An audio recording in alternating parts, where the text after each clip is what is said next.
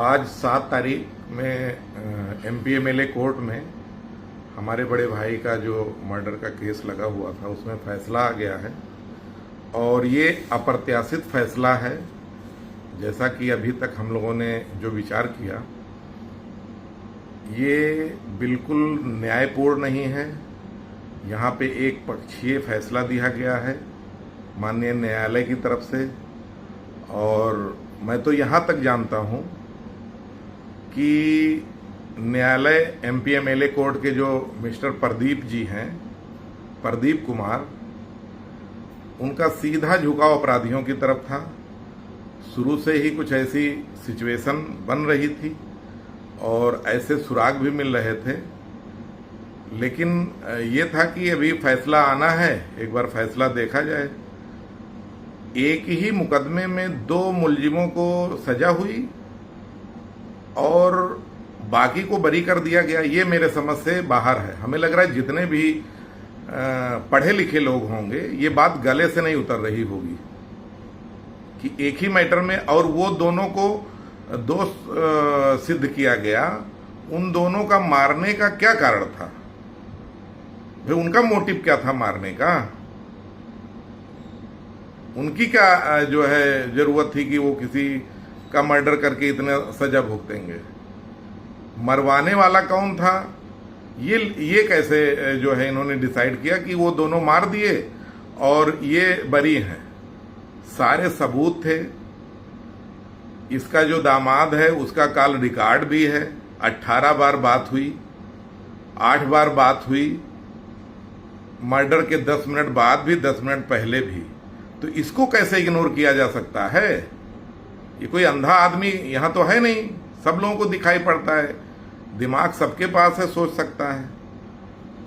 और अभी तो मैंने सारी डिटेल निकाली है।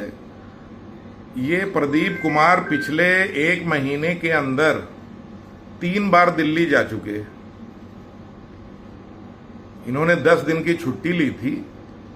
ये घोषित किया कि हम छुट्टी पे जा रहे हैं, और पता चला ये दिल्ली गए, वहां इनकी डीलिंग हो गई अपराधियों से। अपराधियों से डीलिंग करके 8 से 10 करोड़ रुपए का डील हुआ है, और इस तह तक हम लोग जा रहे हैं। जहां तक संभव होगा वो सबूत भी लाके रखेंगे। 8 से 10 करोड़ रुपए लिया गया है इस मामले को छोड़ने के लिए। 2 मुलजिमों को जेल भेज दिया गया, उनको दोष मुक्त कर दिया गया, 3 मुलजिमों को, और 2 को दोष सिद्ध कर दिया गया। एक ही केस में ये कैसे संभव है? उनका मोटिव क्या था मारने का? और मरवाने वाला कौन था? वो कैसे बरी हो सकते हैं? तो ये है, मैं तो सीधा उच्च न्यायालय से अपील करूंगा कि इस मामले को गंभीरता से लेके इस जज के खिलाफ जो है विजिलेंस जांच की जाए, और विजिलेंस जांच के लिए जितनी भी मेरी ताकत होगी वो मैं पूरा लगाऊंगा। और गवर्नमेंट से भी ये अपील करूंगा कि इस मामले को तुरंत संज्ञान लेकर के इस जज के खिलाफ विजिलेंस जांच की जाए। और ये मुझे पूरा विश्वास है कि ये 8 से 10 करोड़ रुपए में पूरी डीलिंग हुई है। इस तरह का केस हमें लग रहा है कि जिले के 80% लोग ये मानते थे, उसके सहदाई छोड़ के, कि इसमें सजा होगी। हम लोग मजबूत थे, हमारा केस मजबूत था, एविडेंस थे पक्के, हमारे वकीलों ने पूरी मेहनत करी, लेकिन इसने पैसे के लालच में अपना ईमान बेच दिया और ये बिक गया। इससे पहले 3 जजों से हम लोग लड़के ये केस यहां तक लेके आए थे। हमें लग रहा है सबको पता होगा इस बारे में, हमें कोई बताने की जरूरत नहीं है। पिछला जज था, वो भी डील हो गया था, उसने छोड़ दिया दीपांकर वाले केस में 1.5 करोड़ रुपए लेकर के। कौन नहीं जानता है? सार्वजनिक तौर पे लोग कहते हैं। आज भी कोर्ट के आसपास सारी चर्चा यही हो रही थी कि जो है पैसे लेके छोड़ दिया गया।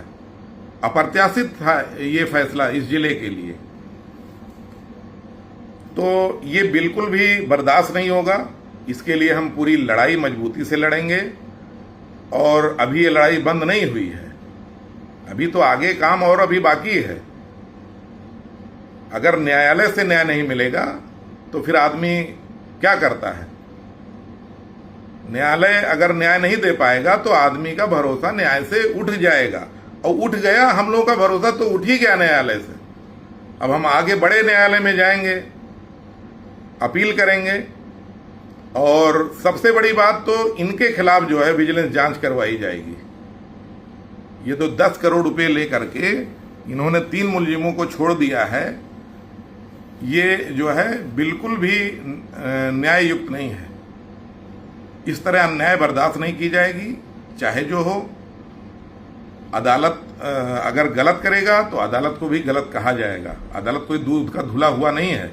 यहाँ से और बड़े बड़े कहानियां सब पहले से सुनी जा रही हैं कि कौन कितना ईमानदार है और कौन कितना क्या है। ये सबको पता है कि आजकल कल जो है पैसे पे ईमान बेचने वाले बहुत सारे लोग हैं। तो इस जज के खिलाफ सुप्रीम कोर्ट से मेरी अपील है और हाई कोर्ट से अपील है कि इसकी जो है विजिलेंस जांच की जाए और हमें न्याय मिले। हम इसमें अपील में जा रहे हैं और इसका आगे जो है हम अपने जितने वकील हैं उनसे राय मशवरा कर रहे हैं, और आगे की लड़ाई अभी उतनी ही गंभीरता से, उतनी ही दमखम से लड़ी जाएगी। कोई इस मुगालते में ना रहे कि वो छूट गए तो उनको सल्तनत मिल जाएगा। इस मुगालते में ना रहे कोई। अभी समय है, अभी वक्त बहुत है, और जितने भी और लोग हैं मैं बता देना चाहता हूं कि अननेसेसरी चीजें बिल्कुल भी बर्दाश्त नहीं की जाएंगी। किसी तरह का कोई कमेंट और किसी तरह का अगर मेरे परिवार के ऊपर कोई आरोप प्रत्यारोप लगाया गया तो कतई बर्दाश्त नहीं किया जाएगा। इसमें शासन प्रशासन सब लोग नजर बनाए हुए हैं, सभी लोगों की एक एक चीज देखी जा रही है। तो हम ये चाहते हैं कि जितने भी लोग हैं ये सच्चाई जाने, और इसलिए मैं ये बातें कह रहा हूं ताकि मर्डर के बाद ये बोला गया था कि ये परिवार बोलता नहीं है, कुछ आज तक इन्होंने कोई बयान नहीं जारी किया। तो मैंने 4.5 साल लग के मेहनत किया है, और पैसे के आगे अगर आदमी बिक जाए, बिकाऊ आदमी हो, तो उसके लिए कोई कुछ नहीं कर सकता है। बड़े से बड़ा आदमी कोई कुछ नहीं कर सकता है, लेकिन लड़ाई हम लोग जारी रख सकते हैं। ये मेरा अधिकार है, मैं लड़ूंगा, और इस जज के खिलाफ विजिलेंस जांच करा के और इनको भी जो है इनकी वहां तक पहुंचाया जाएगा। जो इन्होंने धोखा किया है, अन्याय किया जो हम लोगों के पास, हमारे परिवार के साथ, उसकी सजा इनको भी मिलनी चाहिए। 10 करोड़ रुपए में ईमान बेच दिया, जरा सा भी ये नहीं सोचा कि किसी परिवार के ऊपर क्या बीतेगी। कोई विधवा हो गया, जरा सा इस जज को इतनी भी हमदर्दी नहीं आई। 1 मिनट के लिए अपने ईमान को बेच दिया। ये पैसे उसके लगेंगे क्या? 10 करोड़ नहीं 20 करोड़ कमा ले वो किसी केस को छोड़ के, तो इसके बच्चों को पैसा लगेगा? किसी का आह बद्दुआ लगेगी क्या? तो यही मैं अपनी बात कहना चाह रहा था अपने क्षेत्रवासियों से भी कि ये लड़ाई अभी थमने वाली नहीं है। कोई ये मुगालते में न रहे कि ये लड़ाई खत्म हो गई यहीं पे। लड़ाई अभी और बड़ी होगी और पूरे दमखम से लड़ा जाएगा। बस इन्हीं बातों के साथ अपनी बात समाप्त करता हूं, और पुनः ये दोहराना चाहता हूं माननीय उच्च न्यायालय से कि इस जज की विजिलेंस जांच की जाए। 8 से 10 करोड़ रुपए में इसका सौदा करके इसने जो है 2 मुलजिम को एक ही केस में दोष सिद्ध किया गया और बाकी लोगों को छोड़ दिया गया। ये कैसे संभव है? वो मुलजिम किसके कहने पे गए थे? तो ये सोचने वाली बात है, इस पे आप लोग सोचिएगा। बाकी आगे की चीजें आपको जानकारी दी जाएंगी। नमस्कार।